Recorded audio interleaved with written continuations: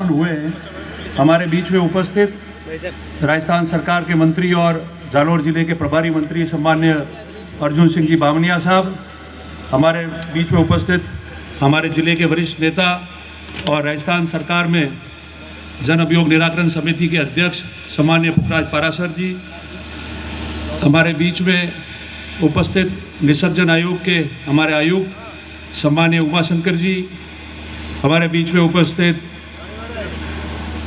जालौर जिले के प्रभारी सचिव सम्मान्य आशुतोष जी, हमारे बीच में उपस्थित जिला कलेक्टर जी, एसपी साहब और सम्मान्य हमारे यहाँ के विधायक नारायण सिंह जी, मंच पर उपस्थित हमारे सभी सम्मान्य प्रधान साहब, चेयरमैन साहब, उप प्रधान साहब, उपाध्यक्ष नगरपालिका, सभी बोर्ड निगम के हमारे सदस्यगण, हमारे बीच में उपस्थित गौ सेवा आयोग के उपाध्यक्ष सुमेर सिंह जी राजपुरोहित साहब और उपस्थित मंच पर सभी सामान्य हमारे साथी, कोई नॉम रिव्यू है तो मोटो मंडराल जी, प्रेमाराम जी और सभी लोग, हीरालाल जी वगैरह सभी।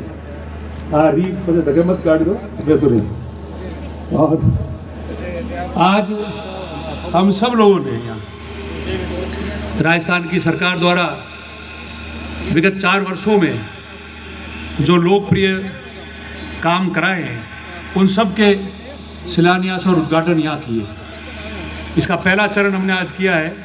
इसके बाद में हमने मंत्री जी और पाराशर जी और सभी लोगों को वापस निवेदन किया है पुनः कि 2-3 चरण हैं हमारे उद्घाटन करने के। सरनाऊ पंचायत समिति में, करडा क्षेत्र में, जसवंतपुरा में, सब जगह जो विभिन्न कार्य हुए हैं उन सब के उद्घाटन और शिलान्यास बाकी है जो किए जाएंगे।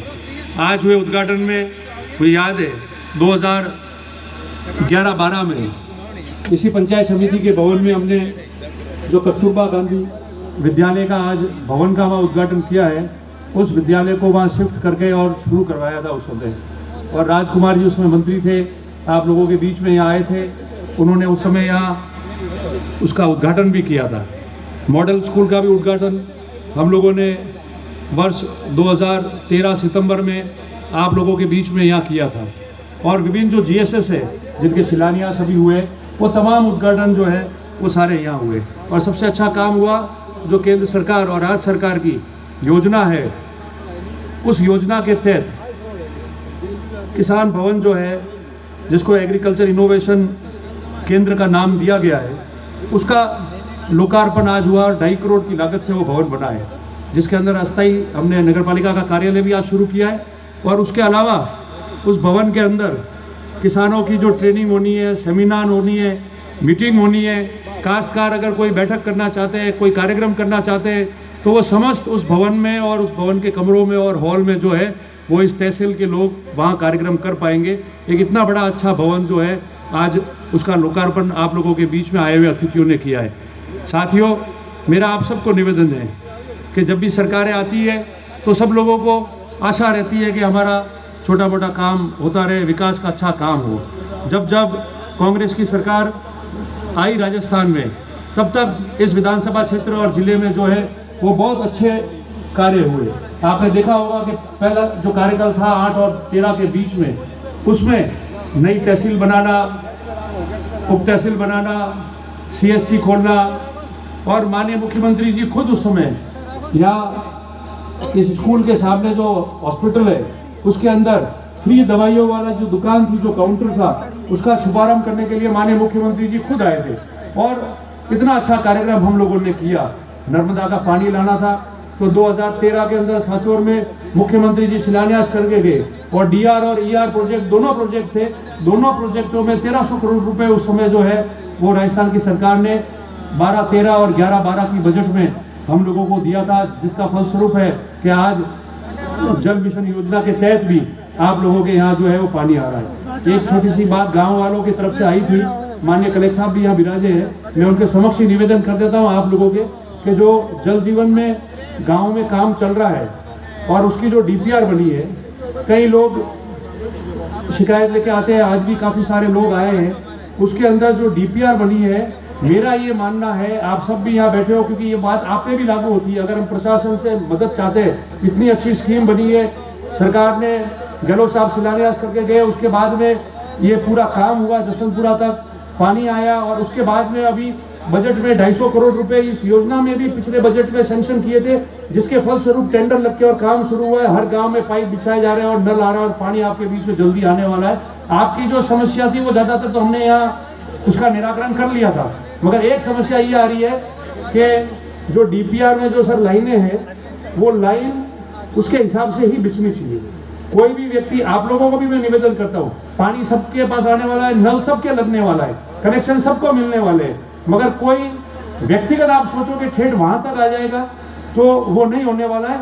वंचित कोई नहीं रहेगा। अगर कोई भी ढाणी और घर वंचित है तो आप एसडीएम साहब के कार्यालय में या मेरे कार्यालय में भी आप आपकी अर्जी पहले दी ऐसे दे सकते हो, आपको जुड़ा के रहेंगे। बाकी खाली कोई भी नहीं रहेगा, एक ढाणी और एक घर खाली नहीं रहेगा, ये मैं आप लोगों को विश्वास दिलाता हूँ। मगर आप लोगों को भी जो लाइन जहां से आ रही है डीपीआर, उसके हिसाब से उनको काम करना देना चाहिए।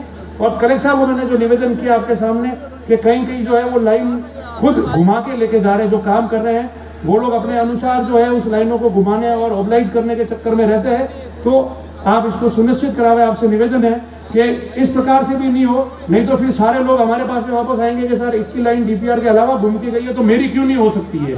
तो एक बहुत बड़ी समस्या है जिसकी वजह से स्कीम में भी देरी होती है और काम भी हो जाती है।